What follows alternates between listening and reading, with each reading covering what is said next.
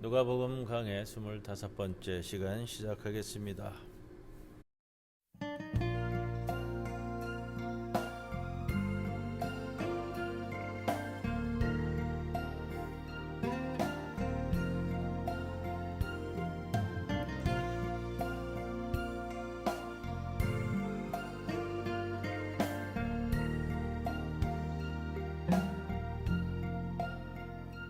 하나님의 사랑을 사모하는 자, 하나님의 평안을 바라보는 자, 너의 모든 것 창조하신 우리 주님이 너를 얼마나 사랑하시는지.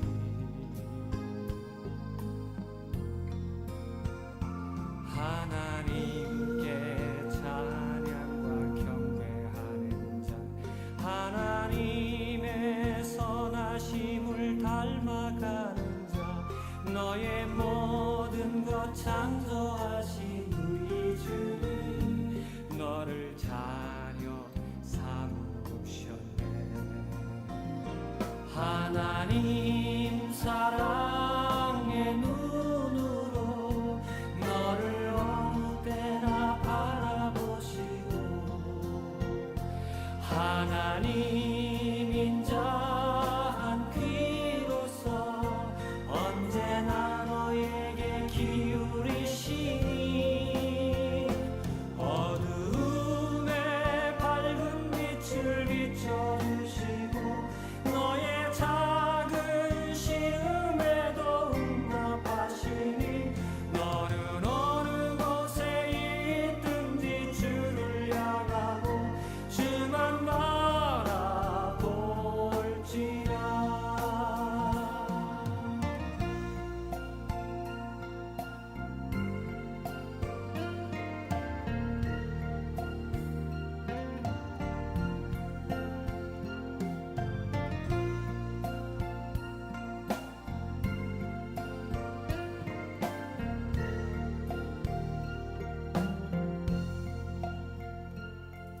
하나님께 찬양과 경배하는 자, 하나님의 선하심을 닮아가는 자, 너의 모든 것 창조하신 우리 주님 너를 자녀 삼으셨네. 하나님 사랑의 눈으로 너를 어느 때나 바라보시고 하나님 인자한 귀로서 언제나 너에게 기울이시니 어두움에 밝은 빛을 비춰주시고 너의 작은 시음에도 응답하시니 너는 어느 곳에 있든지 주를 향하고 주만 바라볼지라. 하나님 사랑의 눈으로 너를 어느 때나 바라보시고 하나님 인자한 귀로서 언제나 너에게 기울이시니 어두움에 밝은 빛을 비춰주시고 너의 작은 시음에도 응답하시니 너는 어느 곳에 있든지 주를 향하고 주만 바라볼지라. 주만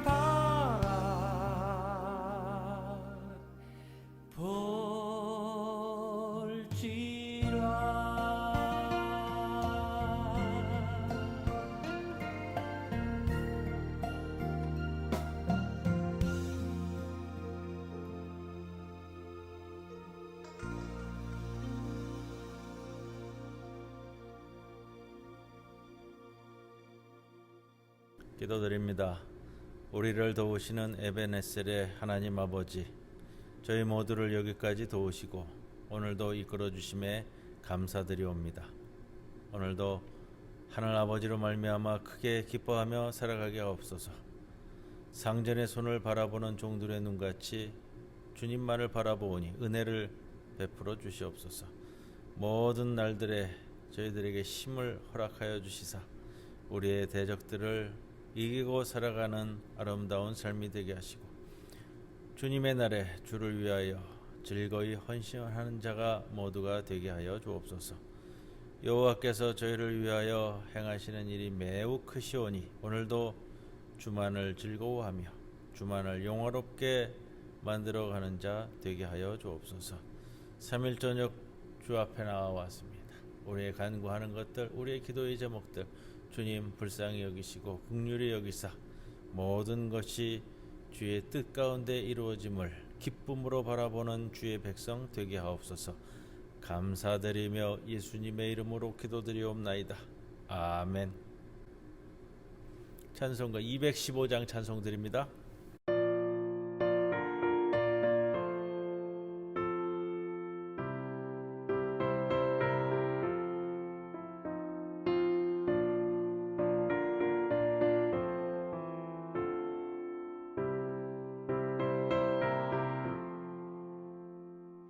내 주 속해 주신 주께 힘과 정성 다하니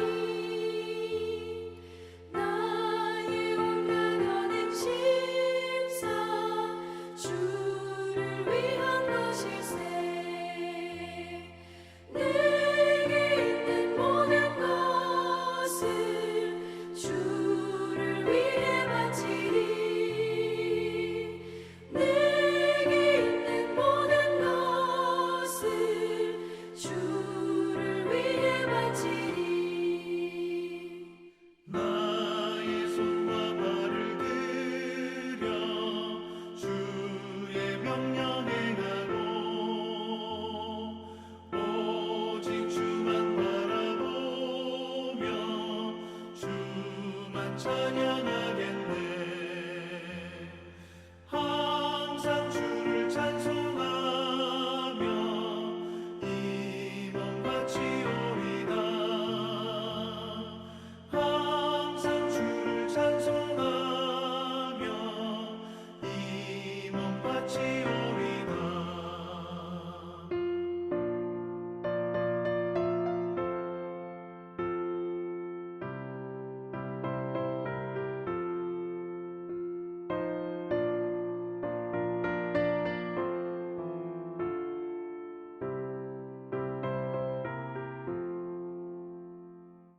내가 주를 바라보니 나의 영혼 밝아져. 십자가를 지신 주만 항상 바라봅니다. 십자가를 바라보며 주만 따라가리라. 십자가를 바라보며 주만 따라가리라. 신기하고 놀라워라 영광스런 왕의 왕. 나를 친구 삼아 주사 편히 쉬게 하시네. 주의 날개 보아래 영원한 식 없겠네. 주의 날개 보아래 영원한 식 없겠네. 아멘.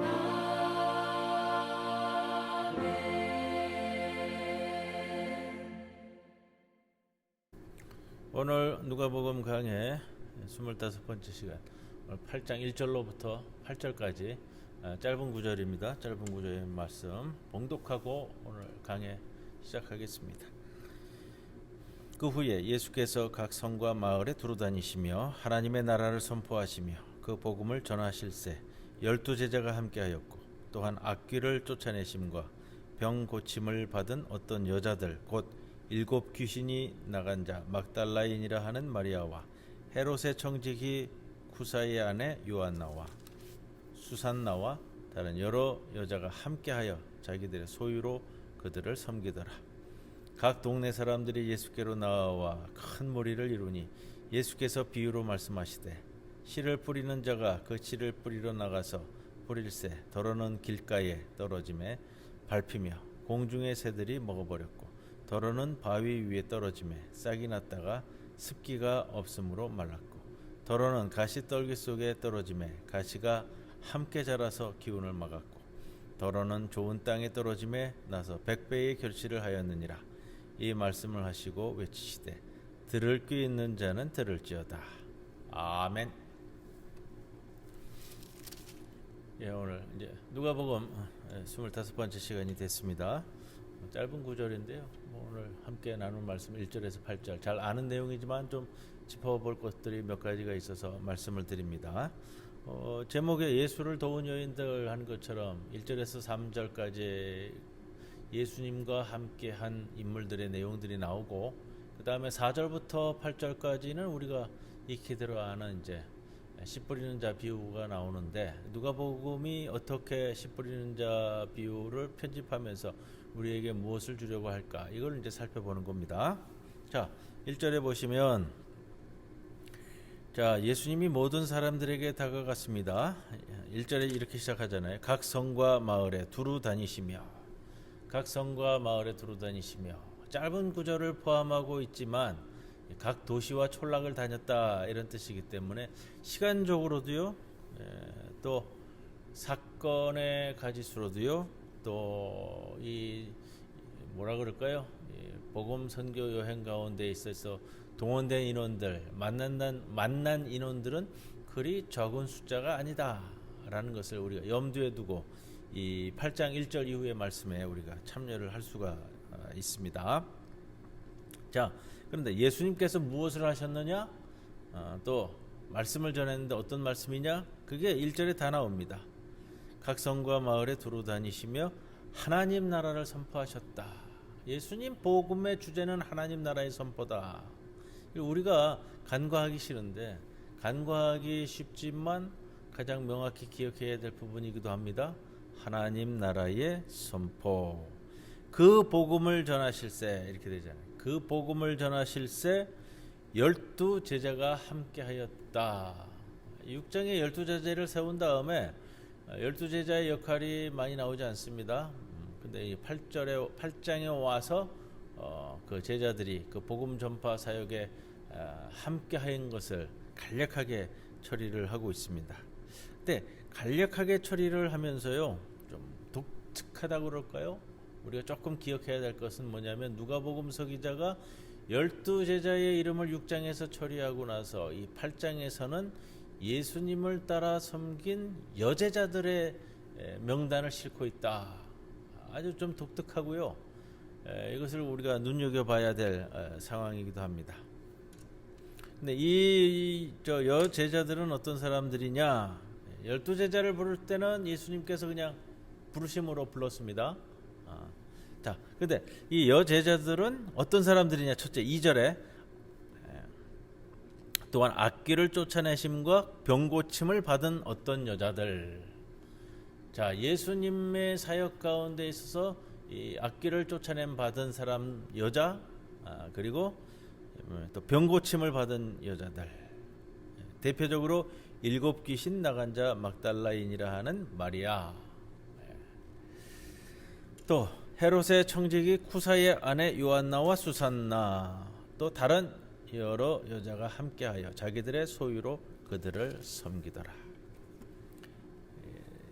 남자 제자들과 여자 제자들이 한 일은 조금 구분을 하고 있다라는 것을 볼 수가 있는데, 남자 제자들은 초대교회 내에서도 그랬고요, 외부 활동을 주로 맡았었고, 자, 여자 제자들은 내부 봉사를 통해 공동체를 탄탄하게 만들었다라는 사실은 우리가 살펴볼 수가 있습니다.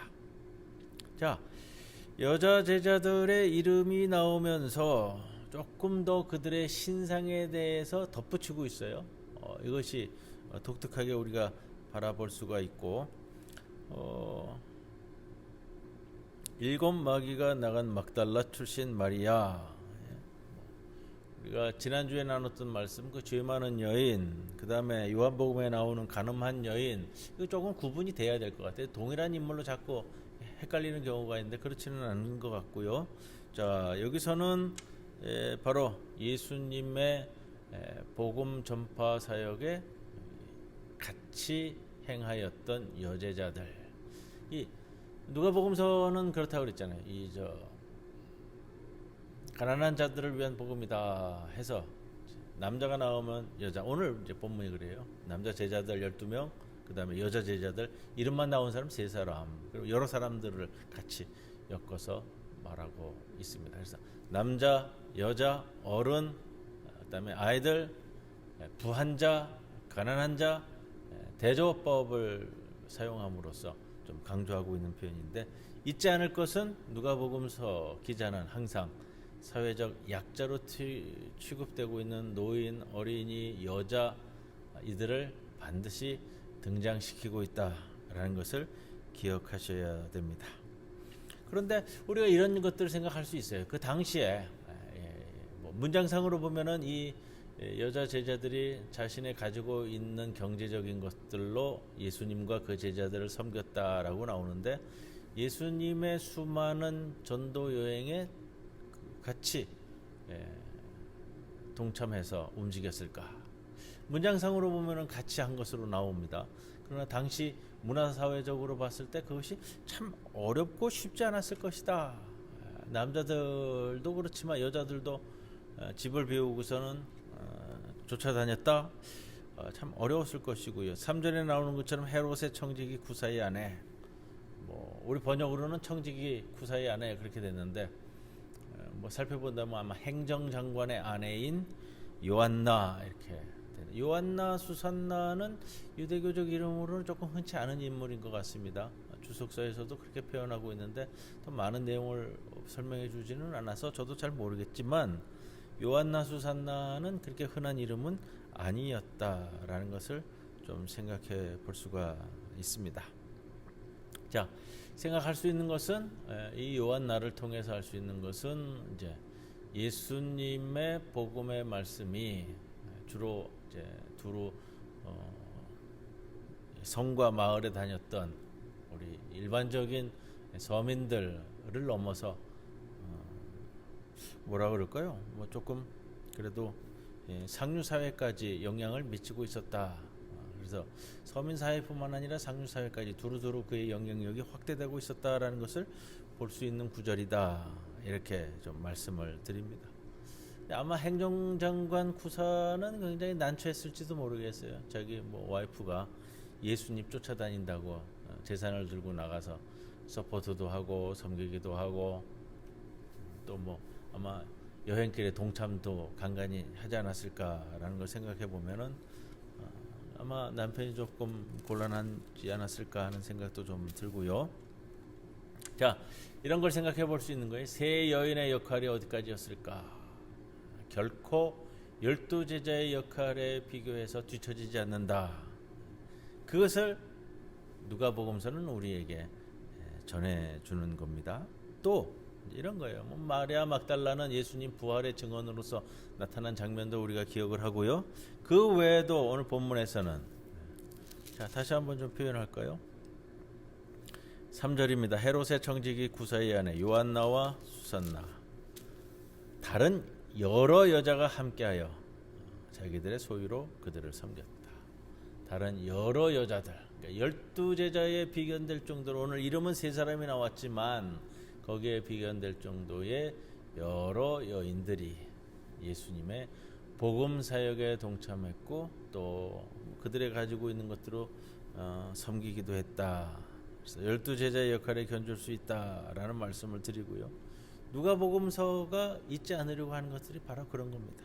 이름 없이, 이름은 올라와 있지 않지만 그러나 예수의 복음을 위해서 일했던 여인들, 그것을 좀 드러내고 나타내 보이고 싶은 그 성서 기자의 심령을 볼 수가 있습니다. 또 교회의 역사는요, 교회 2000년 역사는요, 이렇게 이름 없고 빛도 없고 영광도 없지만 그러나 항상 자신의 한 몫을 감당했던, 뭐 이거는 뭐 여인이나 남자나 뭐 어린이나 마찬가지라고 여겨집니다. 그들에 의해서 이 교회는 이루어져 왔다, 이렇게 말씀드립니다. 자, 그렇게 예수님은 항상 약자들과 함께하는 그 해방자의 역할을 감당하셨다. 누가복음서를 그래서 가난한 자를 위한 복음이다, 이렇게 말하는 것 같습니다. 그리고 이제 뒷부분 4절에서 8절 말씀인데, 씨 뿌리는 자의 비유는 뭐 원문은 마가복음 4장을 기초로 해서 마태복음, 그 다음에 누가복음이 자신의 신학적 의도를 가지고 이제 좀 편집을 했을 거고요. 오늘 본문 4절에서 8절까지의 말씀은 마가복음의 말씀을 기초로 해서 좀 많이 다듬은 모습, 뭐 이렇게 생각할 수가 있겠습니다. 근데 이 표현은 4절에 보시면 각 동네 사람들이 예수께로 나와 큰 무리를 이루니 예수께서 비유로 말씀하시되, 이제 뭐 예수님의 평지 설교와는 달리 제자들에게 미리 말씀하시지 않고 군중들과 만나서 그냥 직접적으로 설교하시는 것으로 구성이 되어 있습니다. 자, 이 말씀 뭐 우리가 이제 뭐예요? 씨앗이 뿌려졌는데 좋은 밭에도 뿌려지고, 그 다음에 뭐 가시덤불에도 뿌려지고 길바닥에도 뿌려지고, 바로 이제 그 내용인데, 비유의 배경이 되는 건 그거잖아요. 이제 밭에다 씨를 뿌리는데 그 씨를 뿌리는 게 우리나라는 보통 생각을 할 때 밭을 갈고 씨를 뿌리고, 또 밭을 갈고 뭐 구멍을 내서 거기다 심고 덮고 하는데, 이 지역의 농사 방법은 조금 달랐던 것 같습니다. 그러니까 밭을 갈고 씨를 뿌리는 경우도 있지만 씨를 뿌려놓고 밭을 이렇게 가는 그런 형태도 보여집니다. 자, 그렇기 때문에 오늘 본문의 내용은 아마 그것을 바탕으로 해서 우리에게 보여지는 것 같아요. 씨를 뿌렸습니다. 길가에 뿌려졌다, 처음에 이제 그렇게 얘기하는데, 길가에 떨어지면 5절에 더러는 길가에 떨어졌다라는 것이 원문을 조금 봤어요. 길가에 떨어졌다라는 게 무엇이냐? 길 바닥에 떨어졌다라는 표현이에요. 그러니까 밭이 있으면 씨를 쭉 뿌려서 나가는데 이 밭 한가운데 떨어지기도 하지만 튀어나가서 이제 사람들이 다니는 길, 밭둑길 뭐 이런 데다가 떨어지죠. 이게 씨를 뿌릴 때 이 지역의 그 씨 뿌리는 방법이기 때문에 씨를 이렇게 흩어서 씨를 뿌리면은 새들이 쫓아다니면서 그걸 어떻게 기가 막히게 알고서는 이렇게 조아 먹는다고 그래요. 못 먹게도 하지만 뭐 그 가운데서 남는 게 이제 자라게 될 것입니다만, 바로 그 배경을 가지고 얘기하는데, 씨 뿌린 씨들이 이제 튀어나가서 길바닥에 떨어졌어요. 길바닥으로 나갔을 때 새들이 얼른 눈에 보고서는 주워 먹지 않느냐, 그 이야기를 한 거고요. 그 다음에 6절에 더러는 바위 위에 떨어짐에 싹이 났다가 습기가 없으므로 말랐고, 바위 위에 이제 흙이 조금 쌓여 있는데 씨앗이 떨어졌다가 싹을 틔우지만 금방 뭐 습기가 없어서 말라서 사라졌다, 이런 표현을 쓰고요. 그 다음에 7절에 더러는 가시떨기 속에 떨어짐에 가시가 함께 자라서 기운을 막았고, 가시떨기로 번역을 했습니다. 원문을 봐도 가시떨기가 맞는 것 같은데, 또 어떤 신학자들은 가시떨기와 엉겅퀴 얘기를 하면서 동일하게 가시떨기와 엉겅퀴가 구약 성서에서부터 많이 나와요. 그래서 이거는 가시떨기보다는 엉겅퀴를 설명하려고 했던 것이 아니냐, 이렇게 얘기를 하는데, 가시떨기는 단연 살아가는 풀이에요. 그래서 가시떨기가 있었다면은 이 미리 알고 거기다가 씨를 뿌리는 자가 어디 있겠느냐. 뭐 물론 길바닥에도 튀어져 나가지만 가시덩굴 있는 데다가 던지지는 않지 않느냐. 단지 엉겅퀴는 눈에 보이지 않다가 씨 뿌리고 난 다음에 같이 자라올라서 씨앗이 자라는 것을 덮는 그런 역할을 하는데, 엉겅퀴 이야기를 하는 것이 아니냐, 뭐 이렇게 얘기합니다만, 뭐 여하튼 좋습니다. 가시덤불이든 또 엉겅퀴이든 씨가 뿌려져서 싹이 나는데 그것을 이제 그 기운을 억제하고 덮어서 더 이상 자라지 못하게 한다라는 의미고요.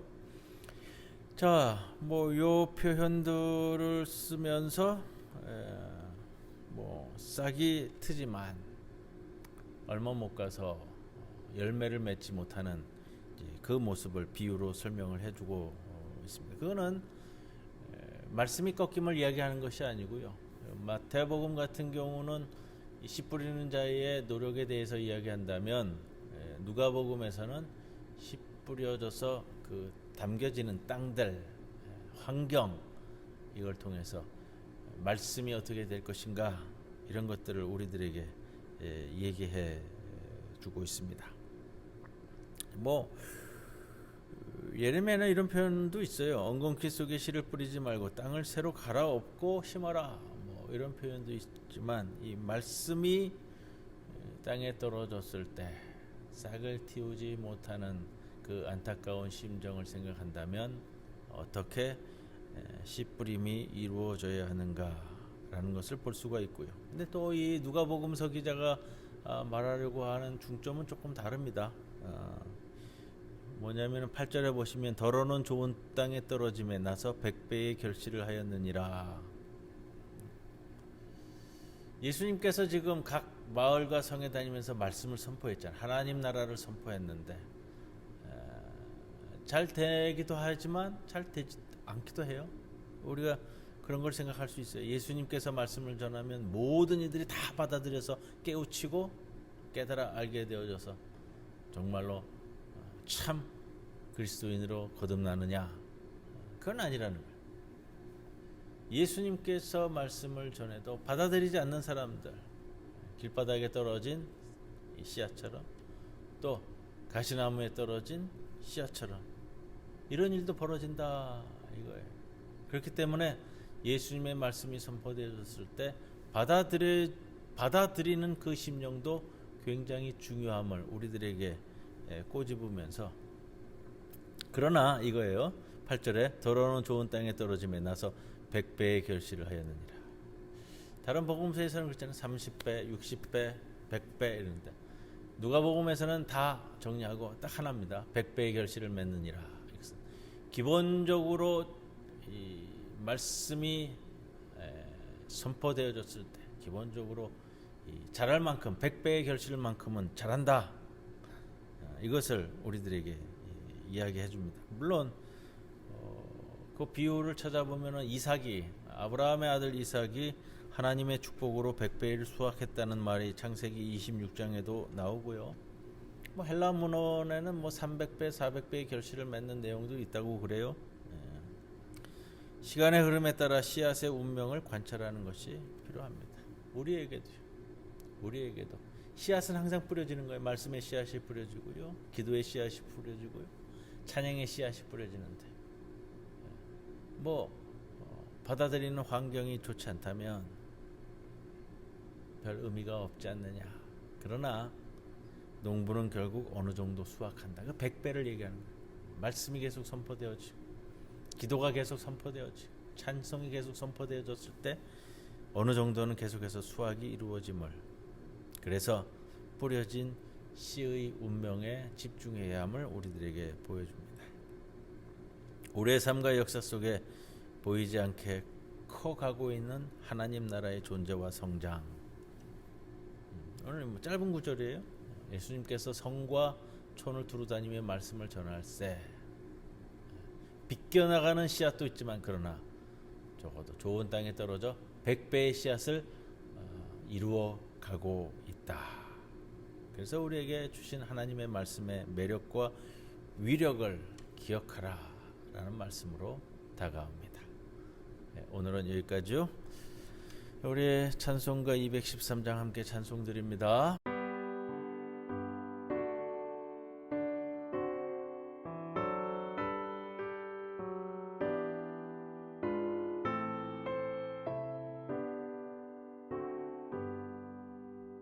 나의 생명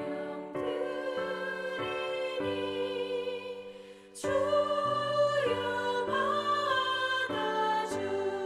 받아주셔서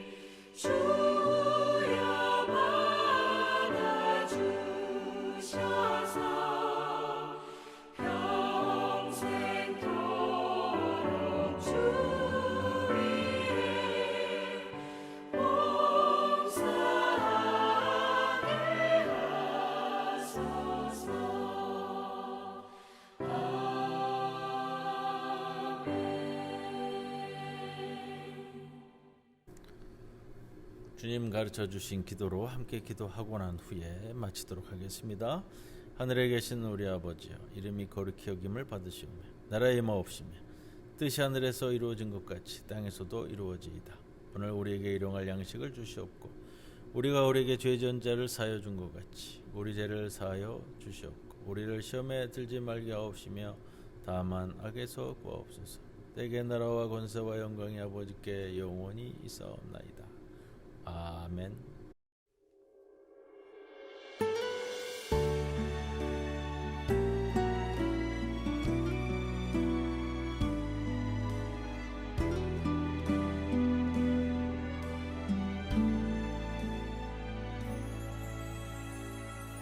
나 오직 주의 옷을 붙들리 나 오직 주님만을 따르리 내 삶에 남은 호흡 다할지라도 내 입술 주만 찬양하리라 나 오직 주의 사랑 전하리 나 오직 주의 길을 걸으리 내 삶에 모든 힘이 다할 때까지 주 말씀 의지하며 살리라 사망의 어둠 그늘 몰려와 내 앞을 막고 덮을지라도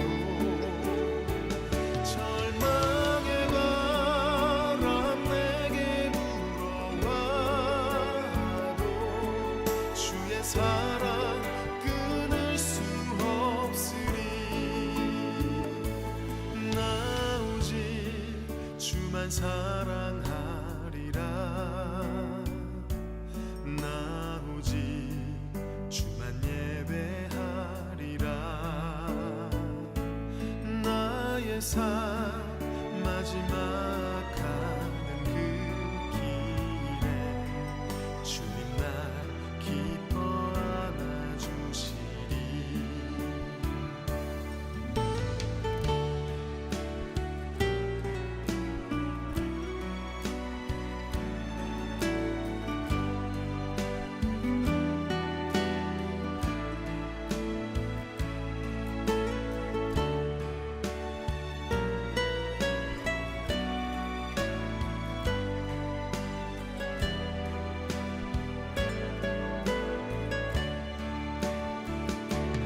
사망의 어둠 그늘 몰려와 내 앞을 막고 덮을지라도 절망의 바람 내게 불어와도 주의 사랑 끊을 수 없으리 나 오직 주만 사랑하리라 나 오직 주만 예배하리라 나의 삶 마지막 가는 그 길에 주님 날 기뻐 안아주시리 주님 나와 항상 나와 함께 하시리 주님 나와 항상 나와 함께 하시리 주